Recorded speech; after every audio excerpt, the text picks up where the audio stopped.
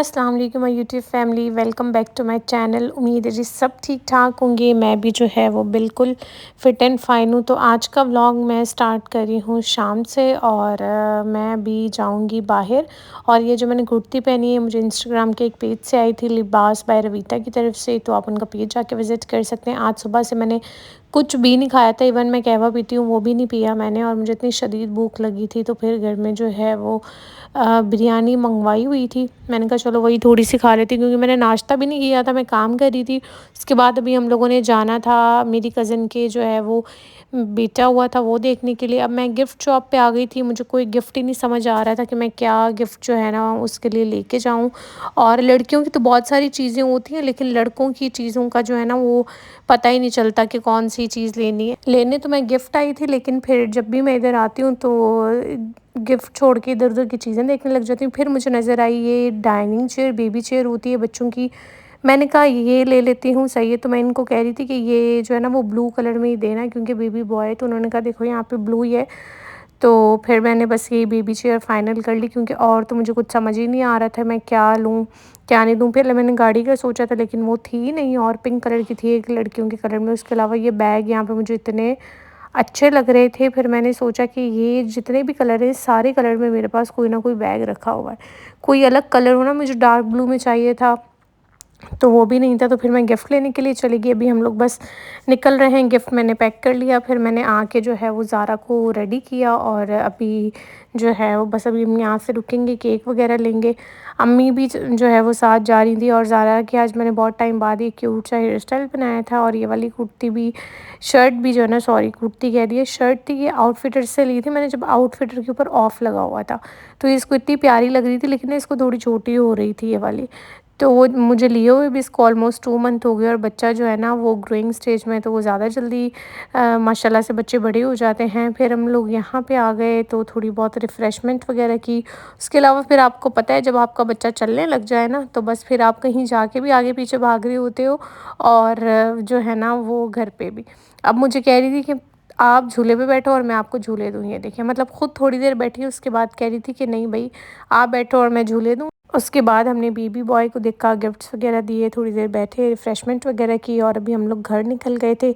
और हम लोग 7 बजे निकले हैं, लेकिन आप देखेंगे 7 बजे भी ऐसा फ़ील हो रहा था जैसे लाइक बहुत ज़्यादा ही जो है ना वो कोई अंधेरा हो गया। बस फिर घर पे आए तो वसीम ने अभी निकलना था वलीमे पे। कल वाले व्लॉग में आप लोगों ने देखा होगा कि एक बारात पे जाना था, शादी है उनके फ्रेंड की चल रही, तो वहाँ पे जाना था। तो बस वसीम अभी नमाज़ पढ़ के जो है वो रेडी होंगे, वहाँ पे जाएंगे। और ज़ारा मैडम आप देख सकते हैं कि फुली डिस्टर्बेंस जो है वो क्रिएट कर रही है। कोई भी फिर मम्मा नमाज़ पढ़ी है, बाबा पढ़ रहा है, तो ज़ारा का यही होता है।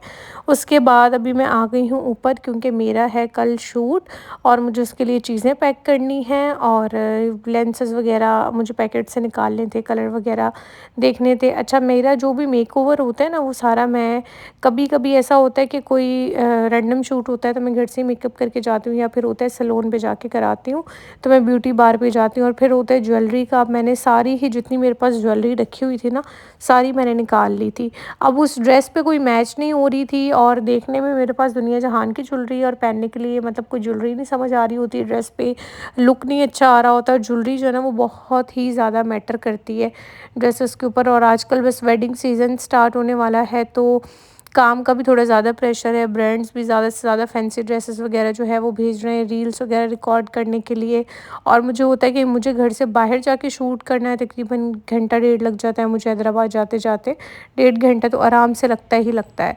तो अब मुझे ड्रेसेस जो है वो, ये 2 ड्रेसेस थे, ये अनप्रेस थे, इसलिए आपको बहुत ही अजीब लग रहे होंगे, लेकिन मुझे इनको प्रेस करना था और फिर इनको मैंने अपने साथ भी लेके जाना था। फिर आके वसीम के कपड़े रेडी किए, वो जाएंगे बस अभी शादी में। और उसके बाद मैं जो है वो, फिर मैंने कहा चलो मैं ज़ारा को खाना खिला दूँ, फिर मैं आराम से बैठ के जो है वो कपड़े प्रेस करूँगी। और माशाल्लाह अब ये इतनी ज़्यादा एक्टिव हो गई है और इतनी ज़्यादा तेज़ हो गई। अच्छा, ज़ारा ने ना मुझे बचपन में कोई ऐसा तंग नहीं किया, तो सब मुझे कहते थे तुम इसको बड़ी होने दो फिर तुम्हें बताएगी।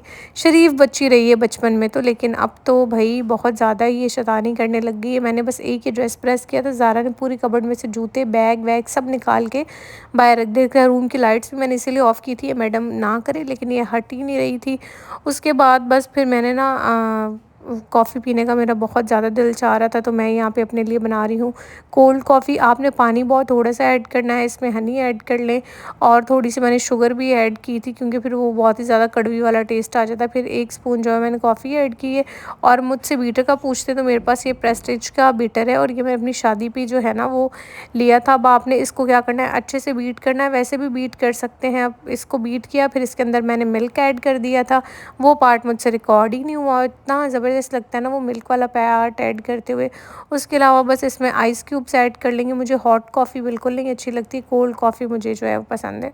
उसके अलावा मेरे पास जो है ना वो डार्क चॉकलेट रखे हुए थे, तो मैंने थोड़े से इसके ऊपर डार्क चॉकलेट्स जो है वो ऐड कर दिए। तो ये मेरी कॉफ़ी की सिंपल सी रेसिपी थी, जो मैंने टिकटॉक पे भी शेयर की हुई है। टिकटॉक पे आप मेरा अगर अकाउंट देखते हैं तो। उसके अलावा ना मुझे ये सैंपल आया हुआ था और इसमें क्लिनज़र था। तो मैंने कहा कि चलो मैं अप्लाई करके मेकअप वगैरह रिमूव करके देखती हूँ कि इसके कैसे रिज़ल्ट्स हैं।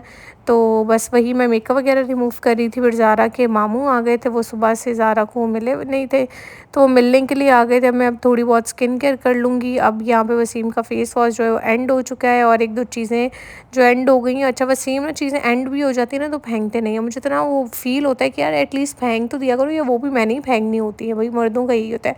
उसके अलावा ये जी है फेमिन वॉश, और ये बहुत अच्छा है। ठीक है, पाकिस्तान में फेमिन वॉश की इतनी अवेयरनेस नहीं है, लेकिन अगर आपको कोई भी बैक्टीरिया या एंटी फंगल कोई भी इशू है, इवन लकोरिया का भी कोई मसला है, तो आप ये यूज़ कर सकते हैं। और वैसे भी ये आपके लिए बहुत ज़्यादा बेहतरीन एक प्रोडक्ट है। अगर आप इसके ऊपर रिसर्च करें, आप अपनी बॉडी के हर पार्ट के हाइजीन का जो है ना वो ख़्याल रखा करें। और इसका जो पीएच लेवल जो है ना वो भी ज़बरदस्त है। ये लेडी शॉप वालों का है, और इसका पीएच लेवल आप लोग देख सकते हैं 3.5 है। अगर आपको किसी तरह की भी स्मेल वगैरह आती है या कोरिया का कोई इशू है, तो ये आपकी उन सारी प्रॉब्लम्स को जो है वो सॉर्ट आउट करने में हेल्प करता है। इस फॉर्म में आता है, इसकी कोई जो है वो ऐसी गंदी स्मेल नहीं है, ठीक है ना। आप इसको यूज़ करने के बाद आपको अच्छा ही फ़ील होगा, बुरा फ़ील जो है वो नहीं होगा। तो बहुत अच्छा फेमिन वॉश है। स्क्रीन पे नंबर शो हो रहा होगा, अगर आप लोगों ने ऑर्डर करना हो तो व्हाट्सएप पे जाके कर सकते हैं। पहले लड़कियों यूट्यूब पे जाके ना फेमिन वॉश का देखना कि है क्या, प्रॉपर रिव्यूज़ देखना, सर्च करना, थोड़ी सी रिसर्च करने के बाद आप डेफ़िनेटली लेंगे। अच्छा, आजकल जो है वो ये बीएनबी का राइस स्क्रब जो है ये भी मुझे बहुत अच्छा लगता है। और एक्ने के लिए अगर न्यूट्रोजेना का फ़ेस वॉश आप लोग ले लें, बेहतरीन है। तो ये वो चीज़ें जो मैं डेली बेसिस पे यूज़ करती हूँ। शैम्पू वगैरह का आप लोग पूछते हैं, तो मास्क मैं वो मून टच वालों का भी लगा लेती हूँ। और आज मैंने ये शावर जेल भी ऐड किया है, क्योंकि मैंने इसको 1-2 दफ़ा यूज़ किया तो बहुत ही ज़बरदस्त इसके मुझे रिज़ल्ट मिले। ये है ऑर्गेनिक ब्लूम का शावर जेल, ये बहुत ही अच्छा है ना।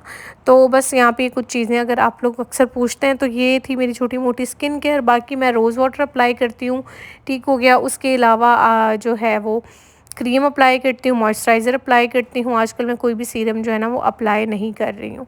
तो उसके अलावा अब मैं जो है वो ज़ारा सो चुकी है, ठीक है। अब मैं इसको करूँगी अच्छे से मसाज, क्योंकि आज बहुत ज़्यादा थक गई है। तो अब मैं इसकी थोड़ी सर में भी चंपी कर दूँगी और मसाज भी कर दूँगी। इसी के साथ मैं अपना व्लॉग जो है वो एंड कर दूँगी। व्लॉग पसंद है तो आप लोगों को पता है आपने लाइक कर देना। पहले रुको, जल्दी से लाइक कर दो। ओके, अल्लाह हाफ़िज़।